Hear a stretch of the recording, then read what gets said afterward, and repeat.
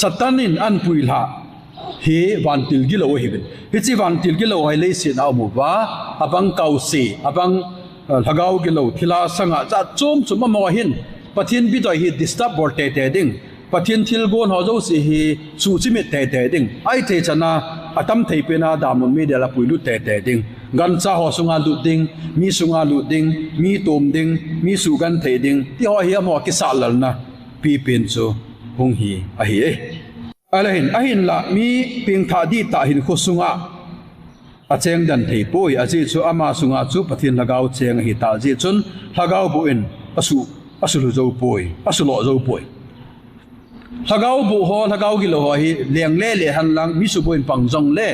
mi ping tha di ta khat sungai lagau bu cheng thei lo ai lagawin kawin a to me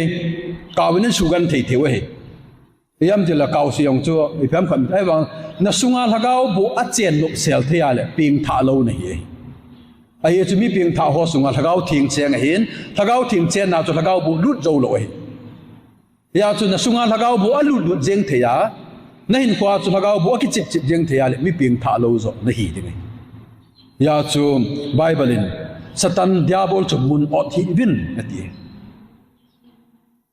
mun khat mun nya dam lo gam lang iti ho thagau gi lo thagau palo nai kha i tau pi de we hi pathin him mina chong chi bol de we hi ama wang chu hichi ministry se na bol jenga hichi chu na bol jeng hilai mun na chu thila sanga lung lut na mun hung so the ton bowling chu hi yong hilai ho in a hin jing ka si in kau se ho thila sanga ve ho tin hol le hon tam che di chom ka yo pha le to lang yong mi mai ti ai chu muni ot mun not lo di zoi ya chu muni ot da le no ki lo chu thilum nan tu ka ti no ki lo chu ai ma lai du han lai ka hepoi haulen phai ka hepoi hang cham ka hepoi chabang phai ka hepoi chikim village ka hepoi hoi lam khana chun hi chu bol le chun tam che tin him te la china lang kau jong leng lu mai ti ya chu pathin thun pi sem dan satan chu mun not hi bin ti chu ya chu van til chi la ho la thagau ki lo thagau plo kau si nam si za chom au ma hi au pui ki te lo hi ai wangin au pau hi e ho dang thagau galwan ki nei hin chiong le e ho hi thagau thing in e chen khum ba i pin tha wa le hi chu i sungu ba cheng thei lo ding hi cheng thei lo di disap bang a bor thei chu thagau ki lo thila sanga ho chun pia pasor pa yong chu phiam a disturb zo ti chu i pi ha na sat na ham phiam khai dong tin bol mai the chu ebanga pasor pa sunga pa thagau gilo cheng thei lo chu a chen thei la pasor pa chu ping tha lo hi jing ya chu tu ga he thei ding chun na sunga min sunga thagau nopta thagau gilo kau sin nopta chen thei ale alagau hin kho boi na lai hi chong le cho hi on thanok na changai nei wa entertain na bo la le agama thagau gilo thagau phalo na di hello hung leng gut ai chu mi khat chu jesu christa kang la ya chu thagawin atumin din chu thagau chu no do wa le chom kha ya sunga i ma cha thagau thingam lo ya chu aung tha lu na chu azat sa ya kho che ti chu he cho ta bang chu in tin le ya chu thila sanga hi ki cha dinga ka se hi poi za bolinga ka se hi poi ama wang thila sanga i nei ho hi i ho la sa lo di zoi thật xa lâu đi rồi thân úp xa lâu đi rồi nó bỏ kia là thân úp che điếu mà thân úp che chấp bằng thân úp đi là video về điếu rồi horror film mà đi điếu là trong cái yêu phật là khut ti chỉ là chú playground cái số thế thì chú ý cả sẽ nó mua hết ok bạn hiện mi pieng thao họ chung đi ta chú thagau cái lồn cheng thầy lâu đi abana hichi thagau bo le kau se ho hi ninu nung ting le satan to daman me de la ton so na dinga kisap lut khom ning a hi hiti tabang thagau gilo thagau phalo mi su boi ho pathian langama cha le dinga su boi ho hitabang ho hi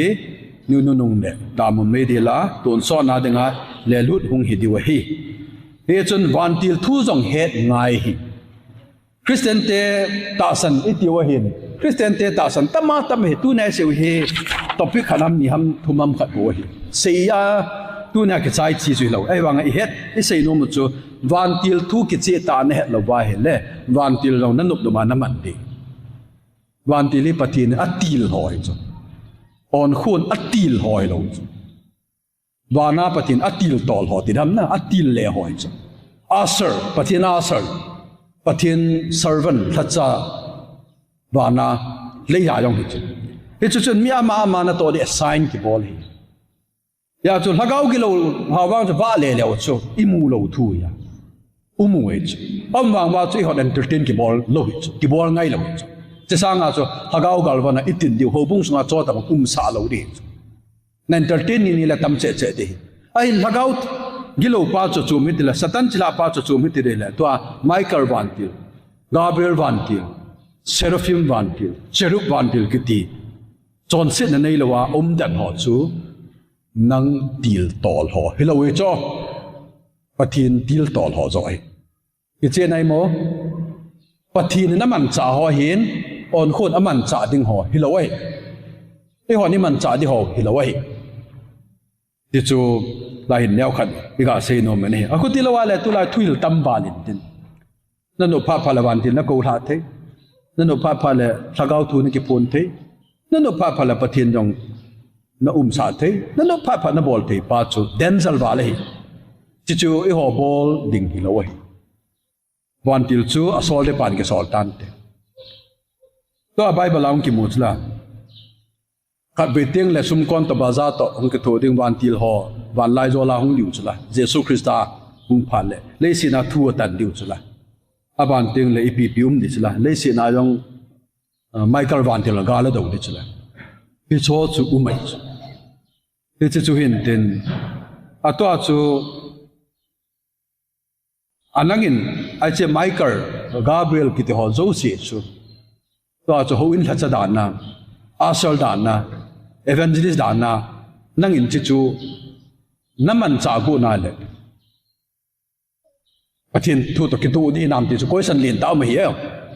chi chu ka ga ta lang no mi ye chun van til jong au ma hi ama wang pathin aman ding ai agau thing jong ma hi ama wang pathin lagau thing hi feeling of the holy spirit kalwala dang yon van til as lagau thing inop nop ki bor sa theilo hi bible jong ma hi a bible chumen pathin tu in chi chu adih poitia disproof na bol theya lawang thudang na ki hol the hi chen hin naum poi hi chen ima cha pha chu point na ti la til chumen tin hilai ji in ban ngam ka lu theina hi chi jin hu hing nam theina na tia le hi chi kalwala adang na hor ngai no hi ti ho chu tu nya hi iga se no mo he ki he theinai mo lam kai ho pana chuna any question kan hong kin nei a chai na baptist te a hi na bai chakhar bo chu sau chei thei chom chei thei hi wan til thu expert chu ki lo ho seminar ilawa tu nya thu se ki panwanga hi question ha na do wa yong ka het di lo mai thei ka het lo wa yong na kho poi pa sol dang yong ma hi alo yong le tu a hilai ko na don bu thei lo yong le study tha bor mo lo hi any question bible thu lagau thing thu van til thu e choi ki koi khom he oi pitinga ham tele bible ai boyo pathin thu ai boyo i boyo wa so thu dang ki hol beu abana chu lagau thing thu a i boyo i pitinga ai boyo ham tele lagau thing inum num ai bol abana chu van til thu i pitinga van til thu ai boyo ham tele van til inum num ai bol ya chu cho thumi ki koi mo mo hi adang tam tam ho hildi kildi tama tam chu ai bang cho thum hi i koi mo mo hi do thi mam ndongo bible chang khan in siming 1 Corinthians chapter 13 verse 8 ngailu na hi imati chana mang tha lo ding a hi thagau thu sei do bang chu mang tha ding a hi pau chum het na zong mang tha ding a hi chi na le het na zong chu mang ding a hi izena mi ti le e hon kim lo wa he do hin kim lo wa lagau thu i sei do jiwa hi abul hing cham kim hong ting le a kim lo cheng si hi ki subei ding a hi it's a bible sang na sei dung ju ya chu tu ai sei ho pau chum thon le lagau thil pi jan ham khadi mang ding a he ti ngai lu na wang mang lo ding hi so hi mang ding hi iti la mang de ham a time aman na ding pha chu chamkim when the perfect has come a chamkim chong phala mang ding he ichalaya chamkim ati hi neutral gender la ki mang he hichi neutral gender la hi ja chu hichi Bible Revelation chapter 20 verse 18 19 na hichi pathin thu gau thu ki sei hi Allah do loading akoi do loading tia ki khum kha pa hin completeness a perfect pa chu he tia ki la hi ya chu 1 Corinthians chapter 13 verse 8 9 10 in a say chu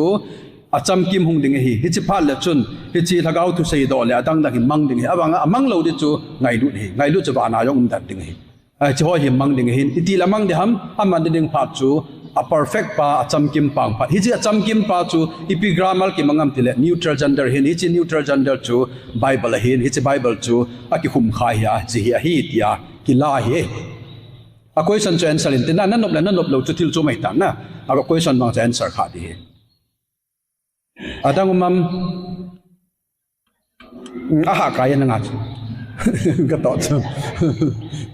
yang le tu hin keima ka het dan ka mu dan Bible a ko na ka sei de mi hem hi kausi ki helo he na mi hem ki hin ama wang leisi na Lucifer le loi hong ki jep la pa na hi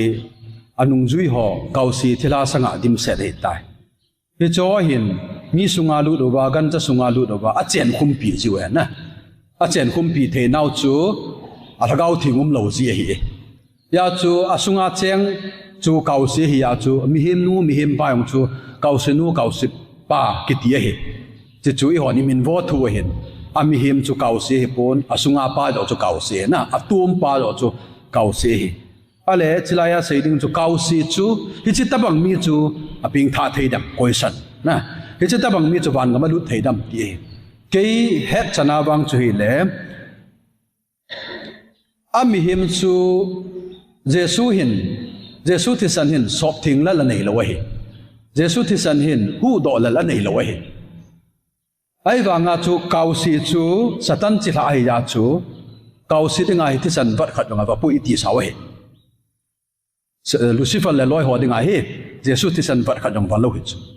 aba mi hi ma de nga vai ya chu hi cross a ngai dam chan nau thi san hung lung pa khun ami him pa dinga lunga hin asunga atum pa kawa da lunga hi poi chipa la chun hichi pa chun pin tha na nei phal le asunga chun thagau thing cheng in tin ai chun asunga wa hi noi pathin in thing ni hu ne het lo ham ti chula na Bible en pathin chen in thing ni hu thagau thing chen ni ve ti cho ya chu mim ka cha pin tha le thagau thing in mohola nam chula na ya se taw chula indwelling a chen kum pi a Krista ti puma baptize sa bola ha do ni khu ya dinga mohola bol ai an mai ja chu thagau thing cheng hi chu thagau thing a chen ngai ngai ya le thagau phalo pa chu pot dinga hi na a pot pha le a thagau wang chu wan gam lut lo ding thagau ka ti thagau ka ti chu kau si chu a chi kau si chu wan gam lut lo ding a ji chu ma chu pot do di ta chu pot do ding bo chu sunga lut de ham a lu len ping tha lo kha sunga lut tham ta chu da le di ta chu awa ami him pa wang wan gam lut ding hi a ji chu Krista chu mi chon cho hu do ding a hi le yam Jesu len lang chu Genesaret dil len pangau chu mi khat pa chu kya chan chana thi khawani ke pipim chula na minim piam de legend ti chu legend chu sang gu ma yam ga sei ne chu sang sei ne chu plat piam company khat ti le se pe yam ga sei na battalion khat ti le he jam ga sei na legend ki ti teng la chun a battalion sanga tam ti na he chu ya chu asunga thagau ki lo pa chu tam valentine keima zanel ai lo legend ke he ti chu hi chu hin dai wanga Jesu chu ano do pia chi bo cha sunga lu no ba na alagau akau si chu Jesu wan ga lu sai lo pe chu ami pa zo chu su theng he na ya chu ke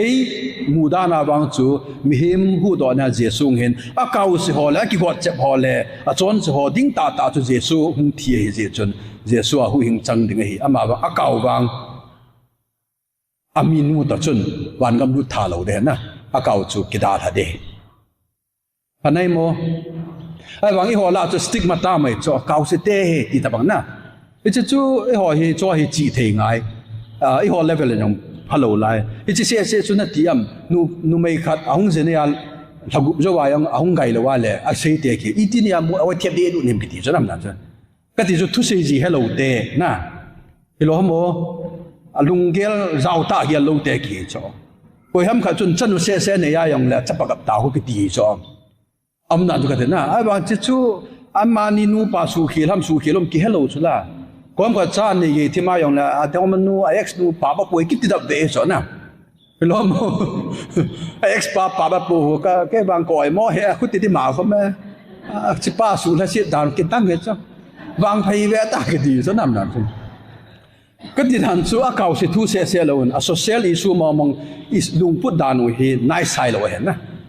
nice sai rồi mi khát chân nu chấp bà này làว่ากับมากี่chânลักสมลังสมังตาที่รู้ว่ากับchú coi em phải đông ngà lên nói nhung tu chân na mấy tỷ đề tu cái tí này ham chân này lâu nhung hết phát hiện mình chân này đi ngay xỉm nhá tí là cái trái âm nào cái thế nào vâng chân tê pi khá là nhiệt chân cái thì mong nu dùng tu chân nào ai bắt được tu nên cái chấp bà cái đấy tu bà cái đấy ta xây cụm na mong nu có mà cái tiền mong nu buồn bèn na có mình rumah tu cái tu bà cái tiền cái đấy ham như tu bà cái đom lẻ thì họ tao nè chỉ lúc nào cái thế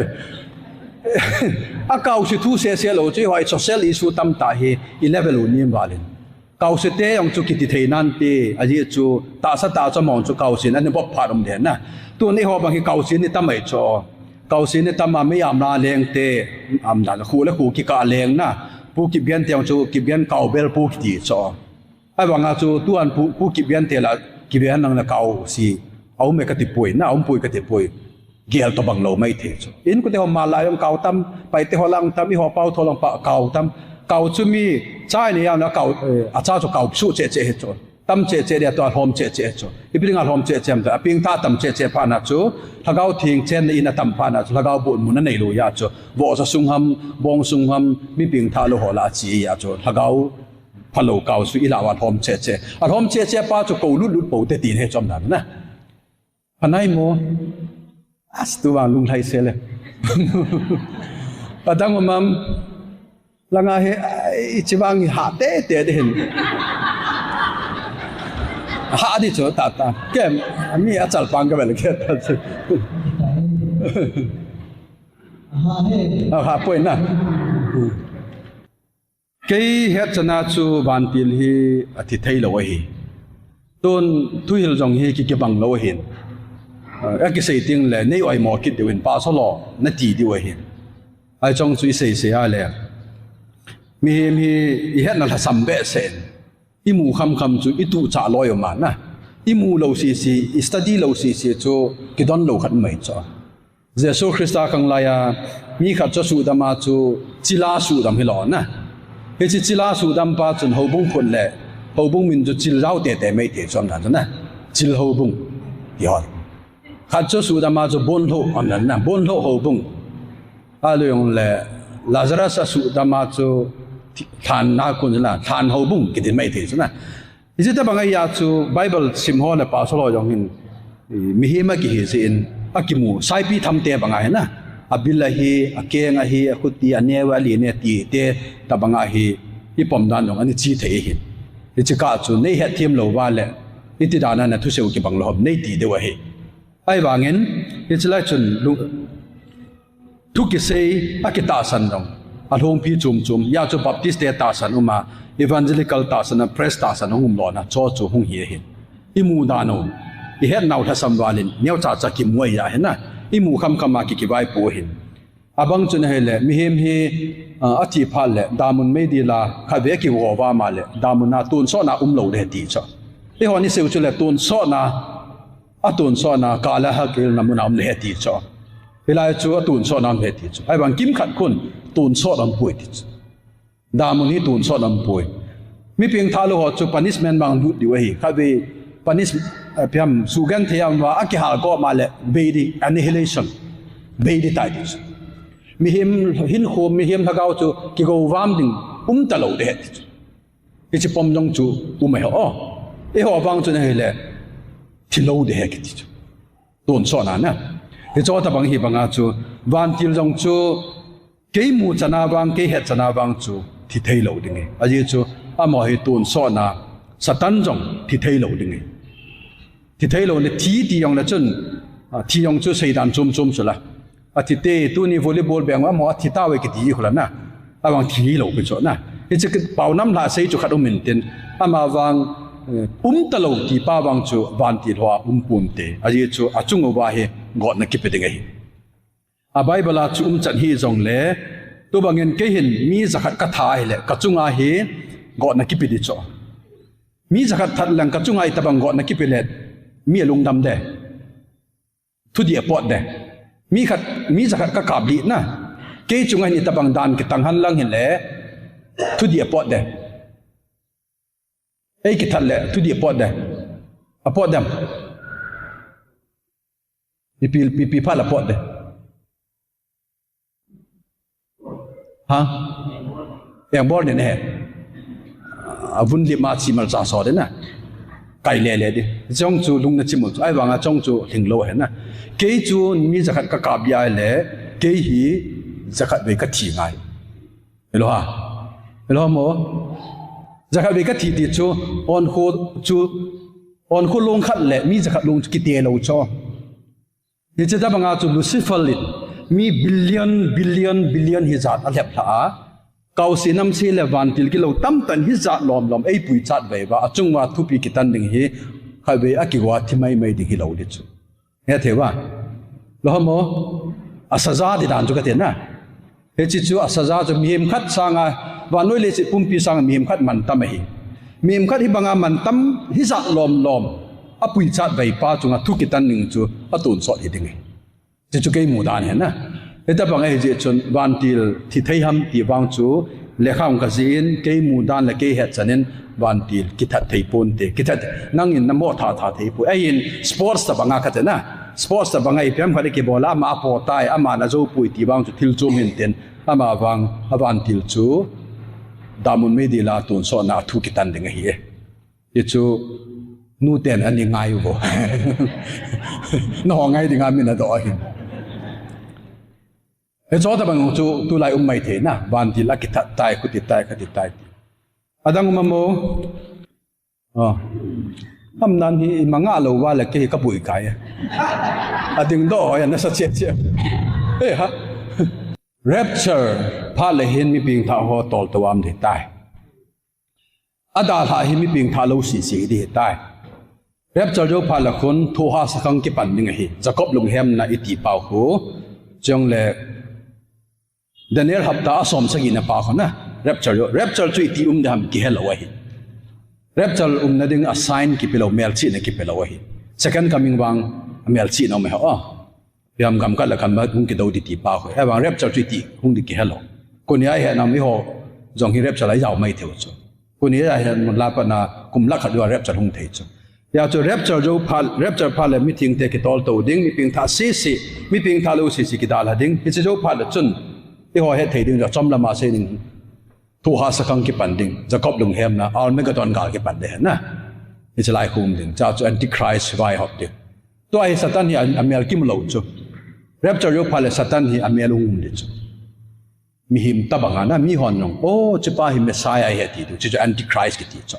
hi pa chung ding hi pha la chun revelation chapter 7 le revelation chapter 14 na sim pha le pathin thun zon in asei na khu wanoi kolning lia lengam thu phal hang sap dinga mi israel pungkana ko na iza da ti sang som sang ni ti tam hin abona lakha le sang som le sang di mohol kinam kane ye ti pathin na amo khu israel nama ko na hi pathin a chum bia lengam thu phal hang sap dinga thu ha sakanga da mi lakha le sang som le sang di akoi he che cho hoi cham bi nei dong la chun tua I het lo he na pathin program gau thun revelation ai mu he ya chu mi ping tha jo si apot wanga chu mi ping tha lo jo si na la chu israel mi te la ko na la khat sang som ni le sang ni chu pathin ago na hi nu ma ya ki su bo lo na sa ki su bo lo mahol ke nam lagaw ti lagawa mo mahol ke nam dio amo chun lengam thu pa sep dio wa noi kolning lia lengam thu pa asei chai pa la bo second coming nge toy hon chu khu rep chalai la wai la khi lo ale chi chu thu ha sakang chu kum se gi hin a ki chai pha le chun hi chi sunga chu alol do a thi jong le chu ai chu antichrist number chu be som gu ki hom di ya na ya chu akila lo ho chu alor ki do ki tan jong ding a thi jong ding ya chu chi ding ale rep chala ho bu mi te chung langa ta le sin alaga ale chala ya chu ata san hola lola do wa thiu ti ha chum le second coming hung tai ti tau te kum sigi jawon second coming a he le sin na hi mi anum na lai di chu le sin ki khel lo lai de he mi anum ding hi chi anum hola chu alol do a ki that ho chu thil chum hita ta sana thi ho chu chum hita ai wanga pathin ta san jesu christa ta san la khala sang som ni le sang lin pathin thu se ho ani ngai ani ta san ho chu second coming phat le hin ani hing di chu chi phat le mi ho na vet wa amu du hek di chu hilo na second coming phat le na israel te ho jong chun o ama khu ti ho su pa asun pa ke kap diu ke si diu he ti chu ya chu second coming a le sin ami tam ta nim ding ai awa mi ping tha ho chu chung langam ding ho bunga mi ping tha chung ho bu mi chung langam ding awa nu ya chu lengam thu pa ta sana ta san hong chu a hing na lai dong phaba panim ding ai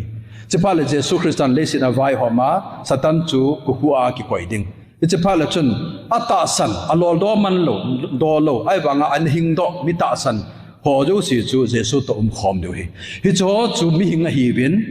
a hing ho chu ki cheng tu de hi a ki cheng tu pha lo le ho bung ho chu la a vela ki cheng ta lo de hin a vo ki he lai tan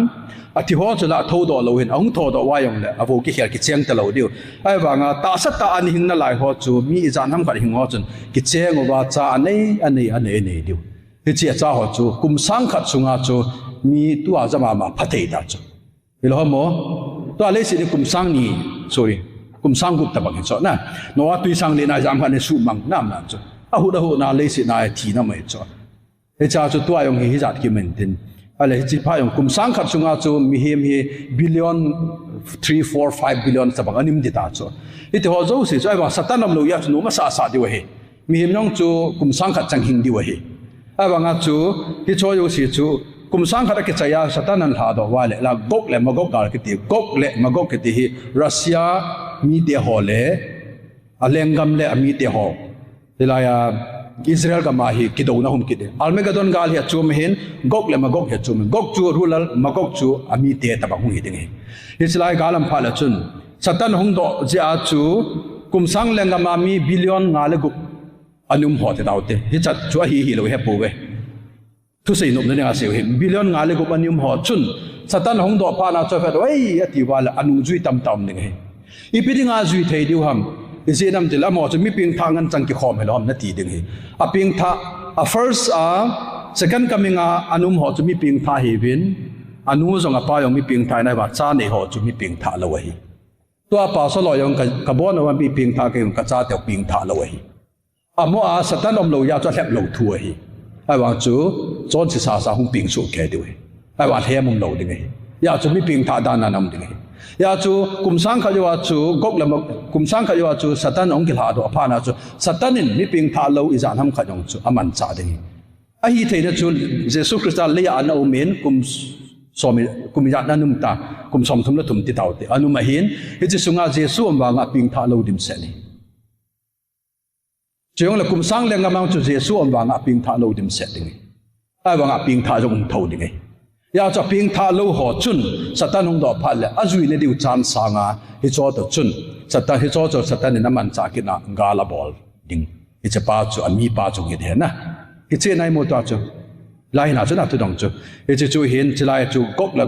gok le ma gok gal ki tin chu gal lu kha pe ne hin hi chi a chu satan le anung zui zo si chu ki hen tang ki man tuma ki hen tanga damun me di la tun so nam ding abang le satan ki hen ling chu amin chu abis ki tie hin chu le tu awan ti lo ki hen namin hi tal turu ki tie hin chu le tu mi him hom na thikul khul hi ipi ki se pi ham tel le mi ping thaom na hi paradise ki tie hin chu ta le mi ping tha lo hom na hi tamon hell ki tie mi ho pa le lazalum sala na mi ho pa lang khanaw ma lazal le abrahamun khanam khala na ani ni abgo ma khu thikol ku le hin mi ho pa om na khu damu na hin lazal le abraham na khu paradise aba thokin ni phat le hila kum tho do diu ya chu mi i vui pha no le i ho confuse chu tu nya pa ko ma chol du che tai ไปป่าสอดป่านั่นฝืนนะตัวนี้ป้าก็มาโจดด้วยตายทอคิดนี่ลองโทรด้วยตัว confuse จีหลองนะไอ้ป้าก็มาสอดตาตอนผมคิดอย่างนั้นเสียมทีจ้ะป้าสลองกะเกลที่ป้าก็ไม่ตีป้าก็ paradise กี่เสียนะอ๋อ paradise เยซูคริสต์ครอสมาจนมีขัดป้าจนเยซูนักกำนันจนพาเลเน่เห็นดีเลยขัดป้าตัวเนี่ยก็กำโลปีมเนี่ยจุกกำโลปีตัว paradise เหรอเอจุกวันเยรูซาเล็มก็ฮิโลไลอ๋อวันเยรูซาเล็มฮิโลไลมิถิโฮถ้าก้าวอาสุจาถิโฮอธิพารุเลเอาหน้ามุนุอหีไอ้บางจุกวันเยรูซาเล็มฮิโลไลฮีเรียบจนนิติงและ paradise สากุนะหงทอดดีวะฮีนะฐานะกูนังทอดดีอิติฮอกูจะคุยเห็นอยากจะวันที่กิโลหอมนี่ตัลตรูเห็นจุดตาเล่ฮิจิลูซิฟัลกี้นั่นเองอาบีสเห็นจุดตาเล่มีเพียงท่าหอมนี่ paradise เห็นมีเพียงท่าโลหอมนี่ hell เห็น hell fire เห็นเอาไล่เห็นทำไม่น่ามั้งโอเคนี่แบบดันคู่กระโดดลงตั้มเต่ากับเสียตายแล้วงั้นป้าไงเต่าเต้นนะกายมาอย่างตัวลายป่วยนะฮะจงคิดจะระวังนะตัวเที่ยวเห็นนะไอ้จู่อันนี้งานในตัวเลยว่าไอ้สู้มองตรงระวังน้ำสังบาดใช่ไหมโอเคตัวถ้าเขาทิลปีอธิฮาวไบเบิลละอิเซอุช่วยเลยอามังดิงทิลกิดังบอลเยซูคริสต์อัลโซลจ้าฮอคังอาจูไบเบิลกิจิใจโลลายหินอาทุเซอัลสาฮอกิปานัทุปายที่มองเห็นที่ testify บอลนั่นเองแหละ evidence และ proof นั่นเองอาจูปฏินินทิลกิดังยองเห็นอันนี้บอลสาจิวเห็นจู่เห็นไอ้บางอาจูอันนี้เบลเอาจนปีเตอร์ฮอปูลฮอยองจนอารุมาลว่าจงมีไอ้ตาเขาบอกดามูจ้ะจงเลยปีเตอร์และปูลฮอยองจนอาจีเลว่ายองเลยอัลลีนะปีเตอร์อัลลีอายองมีทำไมอ๋อจู่อนุมาฮีไอ้บางหงจีว่าแล้วใจน่าฮีอาปูลินยองที่มดที่สุดทำโยตลอดจ้ะเอจะสร้างจนน้อยสุดทำนั่นเองแรงพิธีทำเขาอันดอนดีสอนนั่นนะยี่จู่ในแบบสาวเจเป็นเลย New Testament พัฒนา complete หงฮีต่อท่านาฮีฮิจิกีฟอจงฮีa purpose เลยกิปานัทุปาสุจานะเดนะฮิจจูหินฮิจอยองหิมังดิวอ่ะซิสอหิตายจากกิลาหิไอ้บางฮิจจูหิบางอ่ะตัวมีสุดามิเดียกิฟมองอิติปาวขขัดหินไอ้บางปะทินลงเสียนจาลาอิตาวาดำเทียวไหมนะนู้เตหอนจงจ้าเตตั้มตานะตาวปีวาดำไหมป่าสโลจงโฮมพิจิตกองว่าก็ตาวปีตั้มตาดำไหมนะเกี่ยหอจง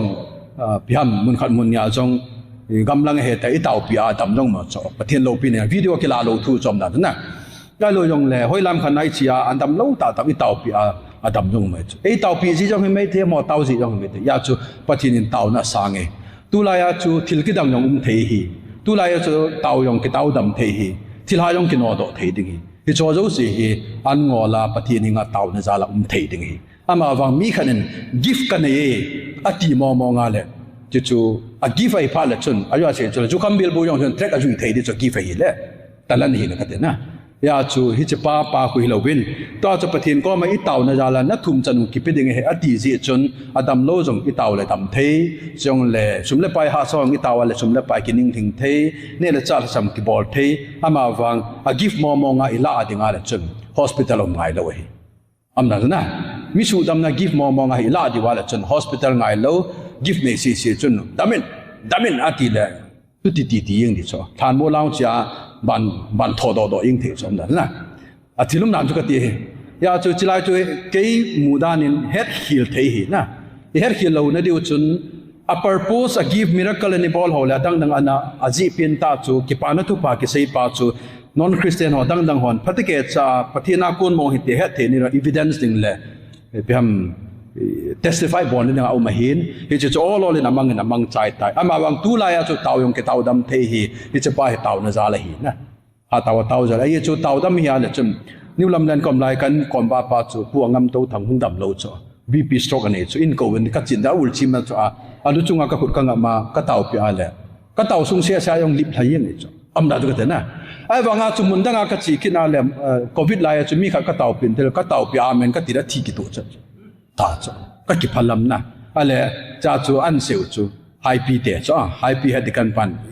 covid lai ta doctor ka toi sol chu cha an sen ten pastor pa a thi ko na hi ya ka sol na hi bo ve tàu nó khát về chỉ đình chú kalung môn đi qua căn xóa lấy bộ na adam gia đình nó hay bùi đi qua uốn khát đồng thôn nó cho ama chú cancer na chỉ đình mò ngà ai vào ngà chú tàu nó khát về chú bên sung miệt tiền cái bài lại lại đi ya chú ai chỉ bảo chú xây lâu qua cái lệ doctor bùi chú cái chiều bên tàu nó cái mà tàu về chú amen cái đi qua hai đến hai mang cái doctor bạn mít thi cái mù doctor là mít thi mù mùi như vậy na mít thi cái mù là nôm sắp biến hình tệ cho hai đàn cho na cái sắt nông lâu mà chạm lâu mít càng lệ thì ông lâu nộp tay cái xây nôm chơi bị ham đến lệ gift cái này ai lệ cancer bang cho đâm đến cho na hello miracle to ball take cái ai lệ na cancer na ai ông là đâm đến cho ai bảo ngà bất thiên lung cái họ là bắt cái chỉ năng lung cái lệ đâm sẵn cái thì ai lệ BP stroke bao nhiêu đâm á, khát bao nhiêu đâm lâu hết nè. Tôi ấy họ dùng hít tàu biểu đâm mà đâm lâu đâm hết. Cái chỗ hít họ bol thế này tập bốn, và thì hít tàu nó asan nó kinh ngắm hết. Nè, khát chụp tay. Israel nè, tôi Israel ấy họ gama Israel cái hết, ya khung ngã chỉ họ khu, cùng sang lên gama qualified điều Nam, đi hết cho eligible điều Nam, ticket, chú cái số điều Nam, đi bài hết nè. Kum sang lengama hi Israel te kinam na chu kum sang lengam hi zong le kum sang lengama hi Israel te se lo dingai wa no ya second coming ahing na lai ho chu Israel se an hi lo de hi gentile mi zong de na cha chu gentile zong ding Israel zong ding hi anama chu na ya chu chitin nam pin ong ki ti lo na ho ni chu kho hin tun ho bung jong bela chun ho bung hi Peter Paul ki to hi Judami chala na aba na chu Cornelius ki ti pa chu gentile mi ki chu ho bung al jong hi Judami Greek mi gentile mi ma ba nga Judami Greek mi lo wa bon wa khat hi ba ti he na kum sang lengam pha jong la chun hi ta banga chu Judami Greek mi hi lo wa pathin ta san ho khom na hi ding hi wan ga mi hun pha nu jong le khum jo sia chu Juda Israel pungsom le pungni min ki ji ding hi kot jo sia chu pungsom le pungni min ki ji ding hin khuma chu sol cha ho min ki ji ding hi no chu na be sol cha ho jong jao di chu wan ga ma chu na om dinga kot na chu le Israel tem nom tai asunga wa le ho chu nam tin vai pi adi chu nam tin vai pi ti hi chidang nam dang ho ki sei na he na ya chu pathin ni dat khana nei pon ya chu ho punga jong Juda mi Greek mi kum sang le nga ma jong chu ti ding wan ga mang chu ti ding hi e ho ni sei pa le na ho mane se chila ni lo long lu thei pun te ti pau ko di lo jo de hen na jong le ho na ho UPC ho ban gam lu po ben te na ho 7 de ho ban gam lu po ben te ti ho bang ko sei lo de hen na nang ke bi sin hi ba nga chu na lu lo mai the cho a lu na ding chu Jesus Christa kel ngoi no the sana sop thing ho bo hen na UPC ti ong Jesus Christa ta san lu di sula amo na doctrine na ki ba ho mi ki bang poi ti thu ya na 7 de ho chu ti Catholic jong chu ti Baptist jong chu ti i ho jong chu akiwai hom nan de ya pathin sang a ke bi sin ngai lut mai the chu ha ngai lu jong na chun hin nan nei lo dan lu lo de ya sa ban gam lut ne ding pa pathin tet khan nei poi ti he na a phathawe adang ma mo ama hi lam kai pu hi ai su tong ki tu le ki lom tai he chi ti hi e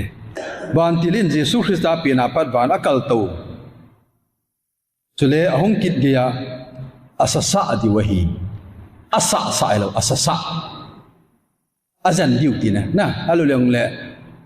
jesu chung changa hi boi di we ti nei chona asasa pa yo hin la sa pa chu hi lo la chu hi lo na sa zo he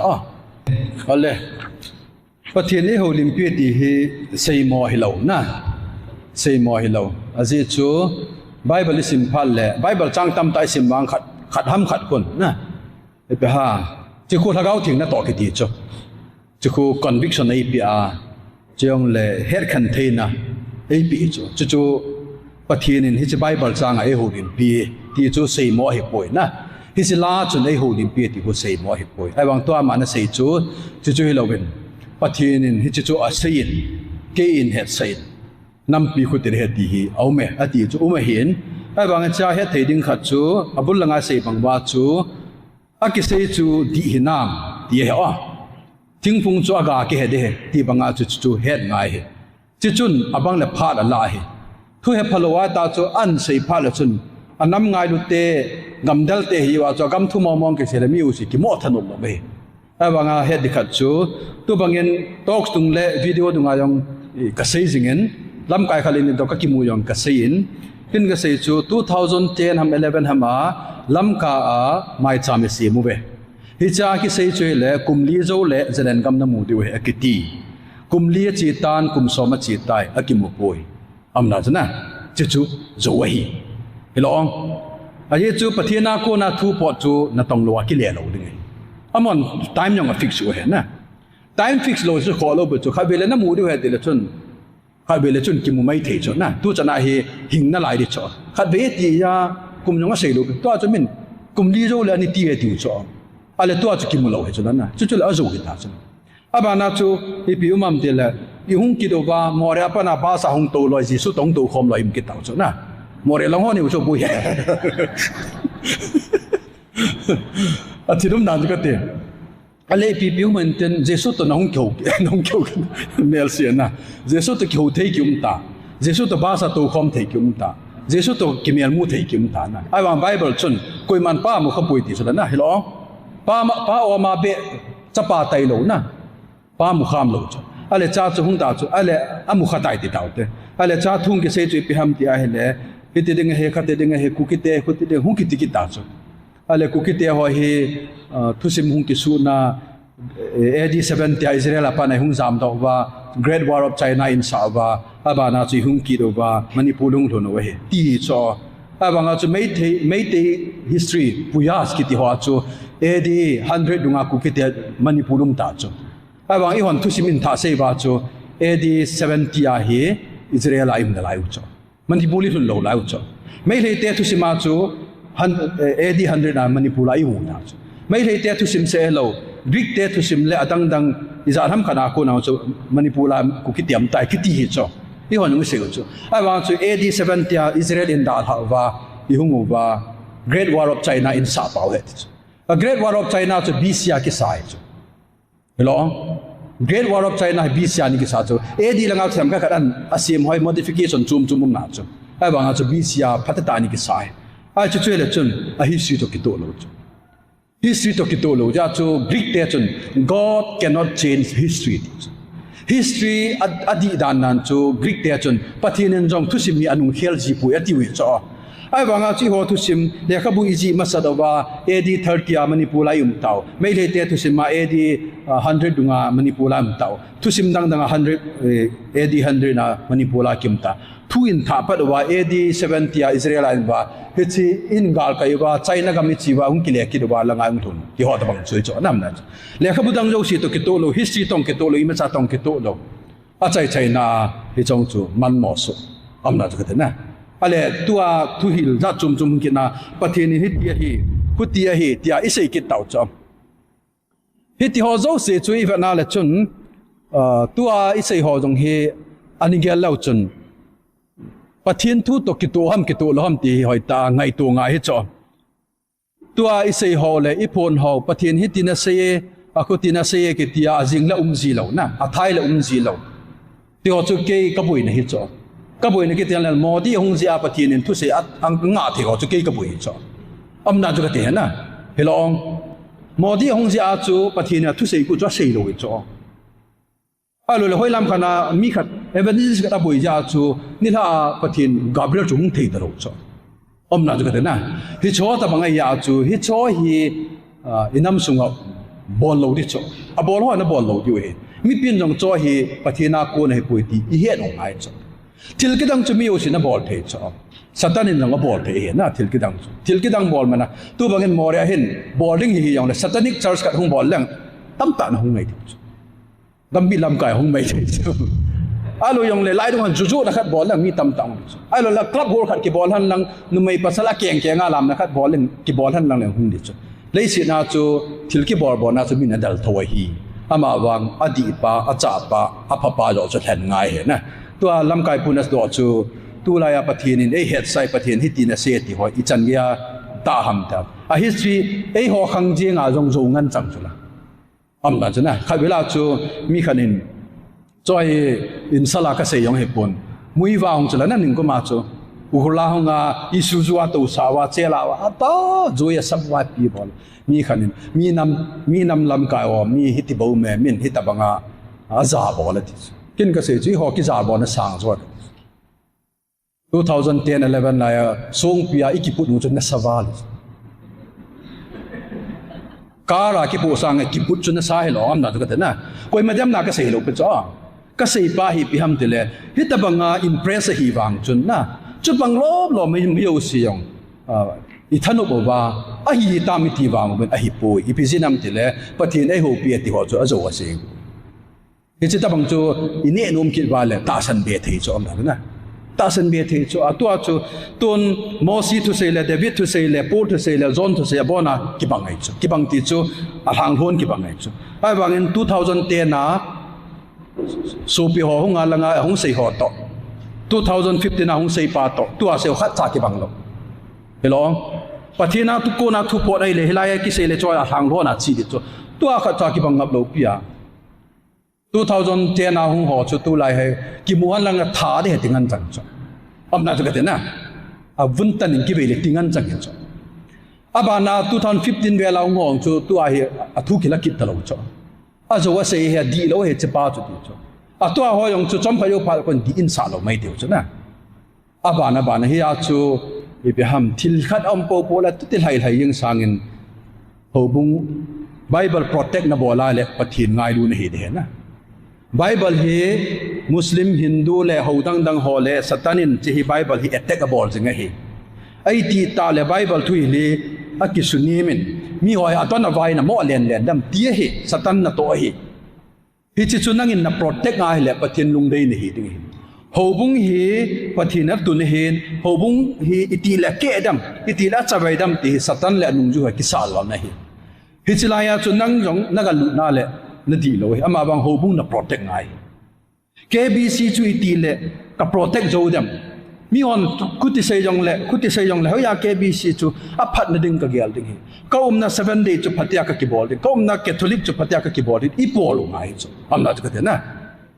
KBC ama KBC dem Catholic ama Catholic dem 7 day ama 7 day dem UPC ama UPC dem pa hoi lo de chu a ho bung chu patin lung dei pa chu ipin tha deu chu hin yum nam ho bung hi protect ngai yum nai ki loi khom na protect ngai chong la pathin thu protect din he chu mi dam na helogan pathin lung I tu naw zo he na phanai mo okay khatna Bible hi a paper hi ki hai khum he pon che pa he na paper hi ki hai khum he pon chule a typing ABC Zem pa hi ki hai khum he pon a thu ki hai khum he na ya chu paw akile wa nga chu athu pa chu umahi ya chu ba pathin na hai committee pa hi a pe pa hi pon a Greek le Hebrew chu hi pon a tha do ku ki chu hi pon a pai ta paw chu hi pon a thu zo chu inspire a bol hi na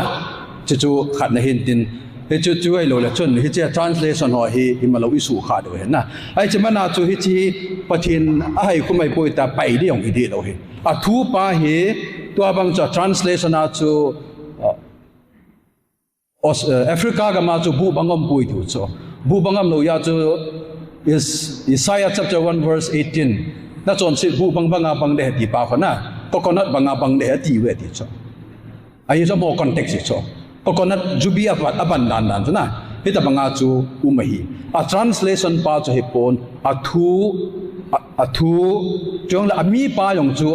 inspired hi lo hi azi pa chu aman cha hi thagau thing apui hoi aman hin pol chu a hai khum hi pon a pen chu hai khum hi pon a paper hi pon a thu pa a word pa chu hin he chi a word pa chu translate na bola na man cha chu nanga dinga silawa hin original Greek hi zia original Hebrew hi zia inspired here aung kile do pa na inspired hi lo hi ama wang hi chalai chu translation na china chu error thei error ti chu neu cha spelling mistake khalanium thei hi chu spelling mistake hi zakat la point bo hi amnan chu adi pin adinga mina translate ya chu Greek le Hebrew theme lo ho Bible le sa lo now he chu khong hin ye chun a translation pa chu he che pa hi ahipoi tia la de jong he pon a thu inspire hin a thu chu hai ko ma hin a thu chu lai ho he thei dinga ma hin he chi azema ko na chu a thu ila wa Hichi chu hin pi we chu khanan ka se no mani ni na chu le hita banga mi ta ipitinga Nepal le China missionary ai chiwa amunai ka chi lo ham ti he na to bangen i ho hi freedom of religion in a way to bangen i lawa hichi chikim beng moi lam khan la ku mandilum chona mandilum mandila ku pathin tu na ka sei khawa ki sei ka lo hi aye chu respect hi amandil chu ki respect he pon a hindu chu ki more respect he pon ama wang chu pathin tu a sei dan a channel evangelism iti pha la hin ki mo bor thi lo hi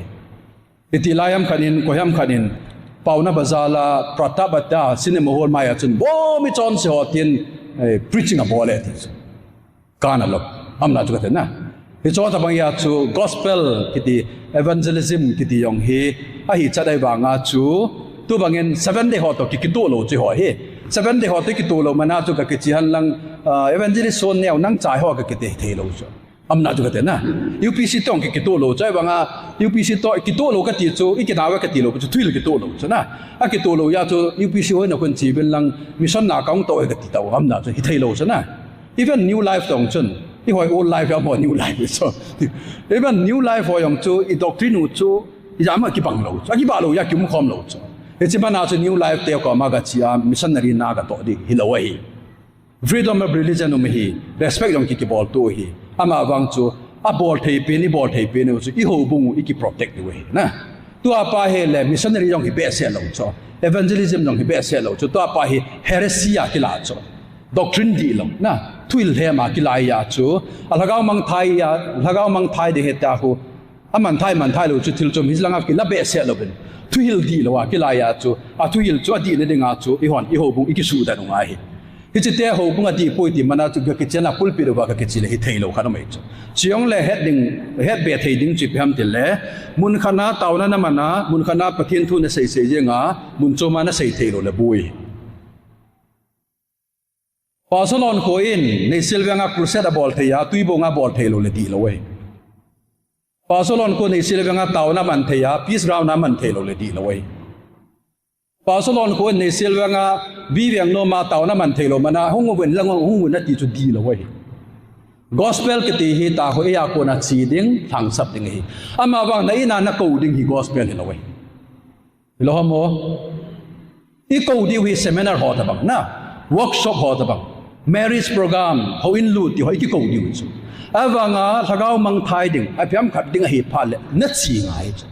ya chu ho bung pa so lo jong ka so lal ke wang wa ki yong ka la sam ke wang a chu home visit ki bol hi chu adam lo nu hung tang ka ko ma ki ti chu ngai lo chu la lo hospital am nu chu hin pu wu ka ko ma lo hospital amal hospital ka tau pi ding ina mal ina ka tau pi ding vai ko ne la vai ko na tau pi ding na to na bo kang thei lo wa le adi lo we a gospel chana di lo we cho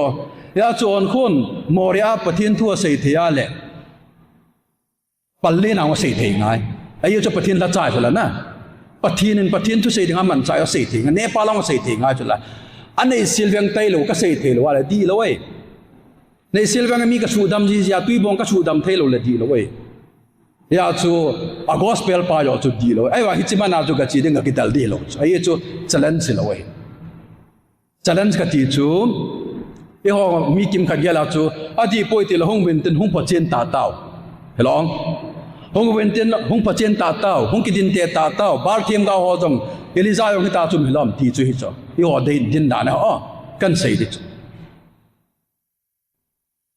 idan ho na adam le eve ki phochin ho na hi gulin pathin hi ta cho sei mong ham hey hi ti bol hanin ata lo veo te ti chu ya chu ki phochin hi satan na ha mana man chu abana chu Jesus Christ chu satan nan he ma chu hi chi song hi chang ha so san chu te le me hem cha pan hi ka he ding hi ki phochin in proof ki bolin hoi na pan ki chom thang alo jong la bo khomin proof Jesus ki proof ham ki proof lo a ki proof lo ya chu Jesus hi lo ham hi thâu ibiding a ki proof lo ham satan no ya lu lo test hi het chu ai chu adam le eve chu test masa thu ta chu ya chu Jesus chu ki proof lo he o pathina hi na proof lo hi le chu awang satan na demand chom khaya cross a ki khain tin pathin cha pa nei la kum na tango khuti tang ke ni hu do tangai pi na bol hong ti chana jesu ki proof ham no ki proof lo oh hingu cho na hong kum chi tau te ti lo cho nang in ni phin ha ka ban til tam tam a ye cho ban til ko ha the chana ki proof lo ipizin satan in a sei ja ki proof lo om na to ke na itia ki proof ha thoki nya ki proof vana kala ki proof aung ki phale chu on kho a ki proof na ding chu tui bong hello chu more hello chu jesu ko ma ka ki proof chu hello mo jesu ko ma ka ki proof chu e ho ki proven ti ho he bol lo di bu chu yong le old testament na thil ki si chu te ka na mangin sabat na ni de he akanga ke ti chu to akinit lo chu ale old testament na thil ho chu pai di ka ti na yong hilo a principle la pau chu jesu nung zui ki hintin jesu ki proof lo wala nang ki proof ngai nai sai lo jesu ki proof lo on ko ki proof ngai lo pi am na ka te na a proof chu pi ham de la aga he chu on kon seminar la bola on kon kema bola on kon crusade bola on kon pathin na to mi phat chum pa chu proof a hin hoilam khan na bible verse izana sei thaya ki ti ho ko proof lo chu sermon na bol phe nam ti ho proof lo he ya chu I on head di wa te umbang chu hele gospel he ki ti hi going out a hi adam lo ana samyo si kai na hongo ki ti gospel ta heloi chi chu hi lo ding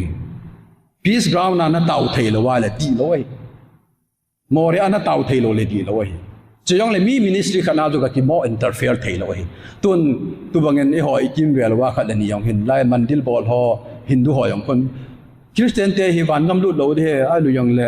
mang tha doi tai ten lang hin pp hung bol han lang le di lo hen na chi chu akam din mun jong phe ye chon adi nai ngai lut dinga hi ama wa ngai lut ding ti ma I ho hin amo ko thagaw mang thai na ke mo ba de pui thui la di pui ta ki la hi thui la di lo pa chu amo ko ma ga se yong le chun pom lo di ama wa I ho be ki su ti te ki ya ki bo le bo we na adang mam nong sa do di be pata he na ke he chana chu tua I hon I sei pau he na bible to ake ka le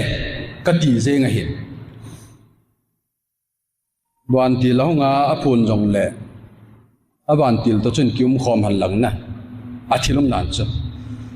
sei jing le chong le he banga media ha na hi banga live telecast ki bola ipidinga gabriel ka becha an solo ham dan ju kate ai chu media ha nan chu status sang ka be gabriel lim long kimul kilometer old testament lai jo le thil jo me na phone jong pon tin na ata chu sei ba chu na gabriel to ki kimumu ko ban til chum hung ko ai wa nga chu ki mu khalo chu anamin ki mu khalo chu he chu blind na chu ai nai ki ti thei lo chu khan na ani na chu ama chun gabriel hong ai le mary to kewa joseph to kewa daniel to kewa chun le bible a ki ho ji wai chu he ti chu sei ji ai che phal le mi ho jong chu o tu nin van til ka mo ka thi di he ti bu chu ki cha the dan han chu o tia pathin pa kai van til ka mu khai tia bi Amasa bol chiu jong hin tin ki chau chu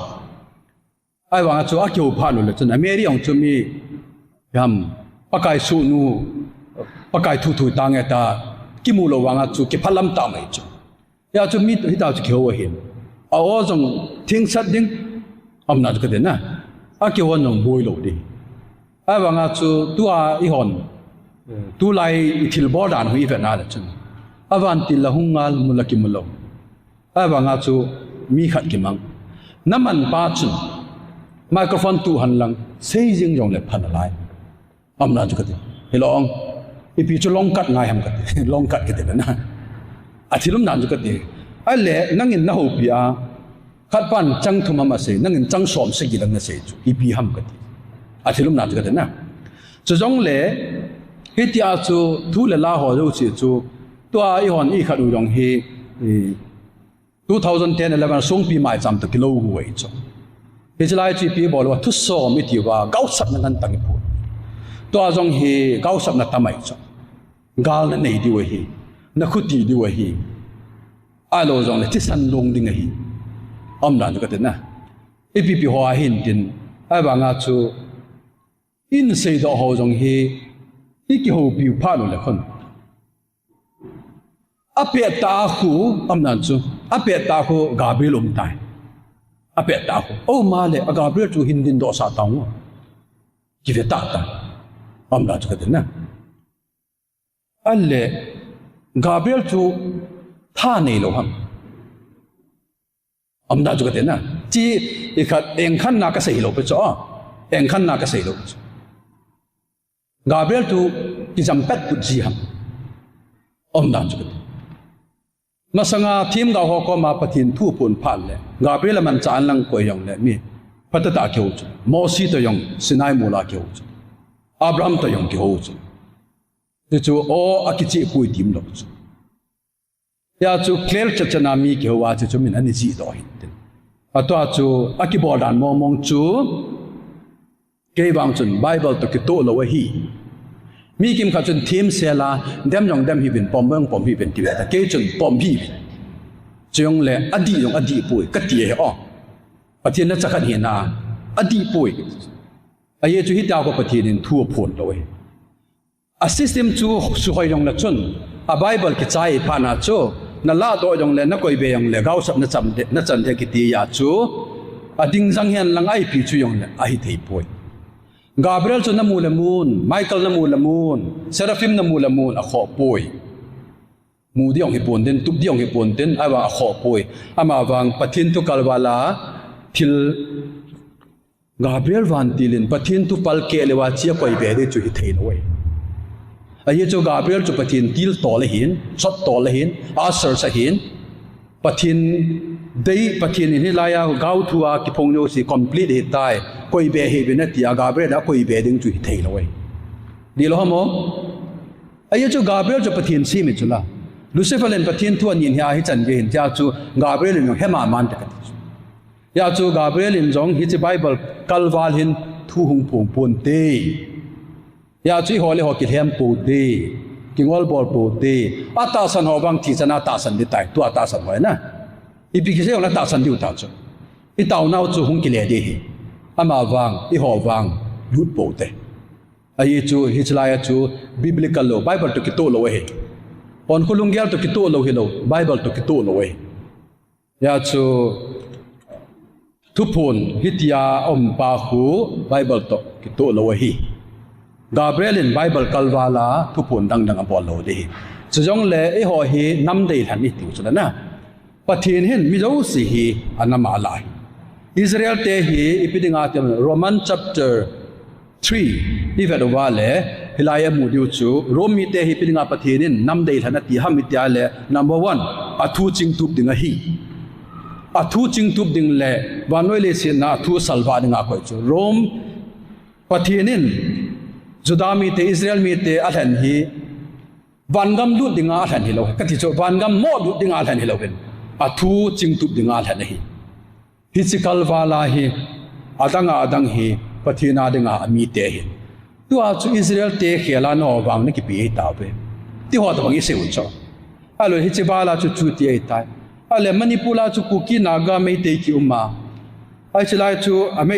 ปะทีนจูหัวลังอาปังจิงกิเซย์จิงกาลน่ะจอดีอุตัยกาลัมตะปุยกิติตัวละกาลตั้มเจที่หัวจุน่ะอยู่ก็เซ history น่ะปุ๊บง่ายกันที่หัวจุนุ่มไม่จานัมกันดินะหงเสียกุมลีโจเลเซลันกำน้ำมูดิวเฮติยาตลอดเทียมเราก็เฮติขัดหงดอกกินนะอีพีเพมาเซกินนะกำตินเสียดีกินตลอดตัวจงกาลุมตลอดเฮติยานิ่งกุมลากิพงจิงให้วางกาลขอเจที่หัวเห็นฮิไลทิลกิบอลเฮดีปุยที่พัดจิตนะฮียาจูปะเทียนาโกนาฮิเล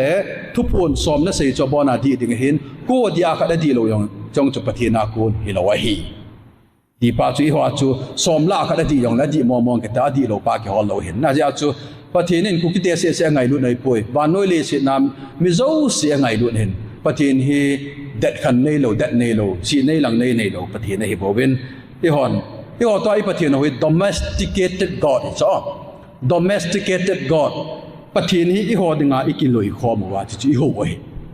กูคิดเตะปะเทียนไอ้หัวอีกวย mấy tỷ phát thiên naga phát thiên call phát thiên ai coi tờ lâu cho kukite phát thiên ai cái coi khao bình tin chỉ vang he i ho in ta san na khalen in ne yong le đi lâu ấy ta san lâu đây ta sang hi vô chân kê bom hi vô kiến khát để xem vang hồ bung cái gì khát bol gì every month every 2 months he ni chu thu cái gì pulpina jang kya cái gì YouTube mà jong về hi bin phone na yong ha hi bin na cha te yong khoi sa hi bin ấy chu chapa ngo hin horror film ma ve ong cho gam thilate film banga khuna a doctrine ba ko boilo chu chapa ngo he ko pru le koi a khoi vet ba lung lu to kin ka se chu hi ti yong chen ve hi bin TV ong kil ha yong na off bin phone na yong off bin ball hi bin ấy chu sang chu na dang ngai bin cái hết ni Việt Nam các quầy thế này cái bị xin council kilo na này mà sang he on khu Kakipah he Việt Nam quầy thanom pa ka hi chỉ thua lung đút cái hết na là Việt Nam các quầy được răng cái every month sermon allow mi cho chỉ he cho ai vanga chu every month cái sei phana chu tua khu be hil ta bằng cho i hết lo wang chu mai thế na i hết lo wang chu mai thế ai vanga chu ho bung chặt lâu cho cái bị ho bung ra bôi ham amin cái sei là nộp lâu đình lâm cả tung ho bung abon ta bằng khu chế ni cái số hun kai khomo ai vanga đi lâu episode na pa so lon cái sei lâu cho la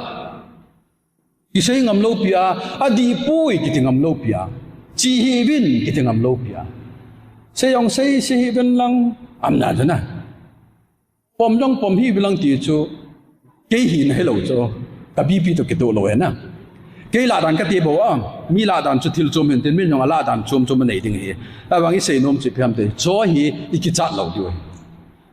number cho group là som group là group other card chung chang ai dùng cho hal hay leu chula hal hay leu cái họ loi ribbon let tin ho cái họ loi mi ti ho vong na certificate ki gol han satan pu mi ping tha lo pu e tiu chula hal hay cái này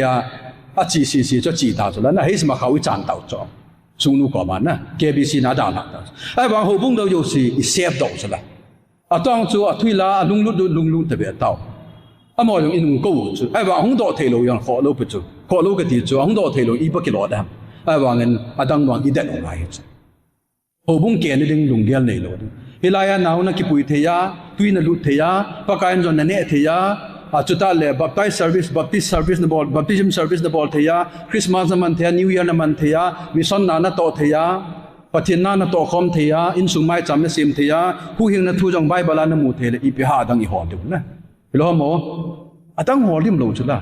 ai cho bona la ma cho I sei bang ba Hichi Bible hi disprove I bor jo wala kho lo disprove I bor jo lo wala adang hol lo de tun rut te ho thu sim bang ko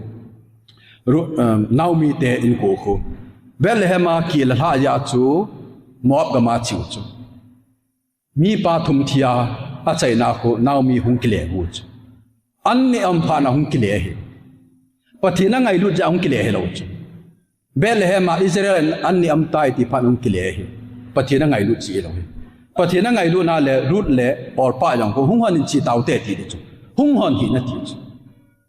ya chu ama chu min Naomi pleasant tin pleasant chu anung chi pha na ko bitter a kha mi hon Naomi hi lo he mo ti chu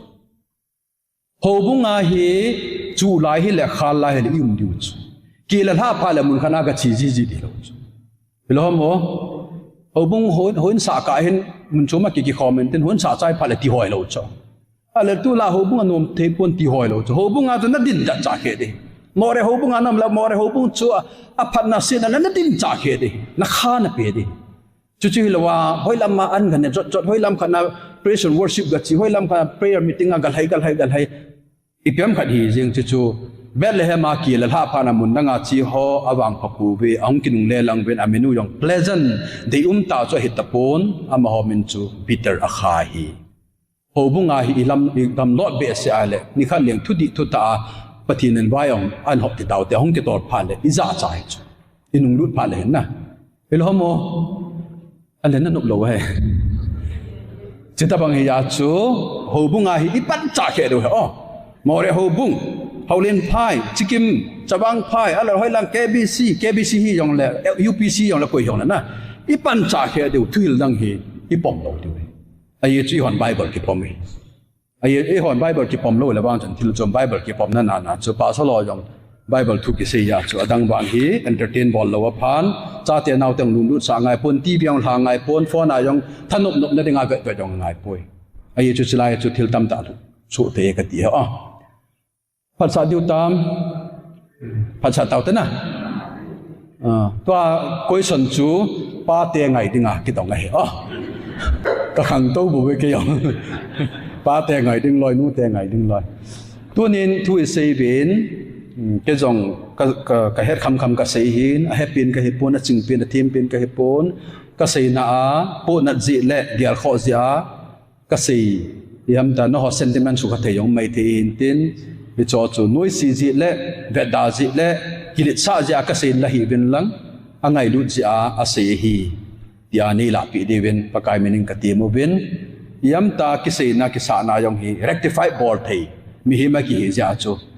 Bible จางอิเสียขิลฮัม theology ขดิกาเสียขิลฮัมจงเนี่ยจงจู ready open ตาฮี correction correct boardเฮียคิวมุจิกะเฮียจิจูหินตินอากิเซปีเป็นจูไบเบิลฮีอดีปุยนัตีงำละวายเลยอดังหอดหินไบเบิลละหินผู้หิงนายองอำนายวันกำมกิดุเทนายนัตีเลยอดังหอดหินจุเลมุนจุมจุมากำลดตั้มตาเหี่ยงกินุงเลียพาเลยบิตเตอร์อหิโนเมบิตเตอร์ฮิโปเตนะ pleasant จูฮิเปเปเตหูบุงเวียงตุบดิ้งหูบุง protect ดิ้งปฏิญเลียงกมาดิ้งไบเบิลยัง protect ที่ว่าคุติโลเลคริสเตียนไลไบเบิลจุมจุมพุงปอดตัวเดียนนะวิจูปฏิญทูสูจุนนดิ่งเละดาวน์หินตินจิจูหาปนัยปันดีเวนปากายมินติมนักขันในเวนใส่เขียลใส่วาลัมเลยกิงไงน้ำมุตินใส่ข้าวหอมบอนจาวาดิ่งปฏิญนินปัตเทบุปิจิตดาวหันก็เก็บไป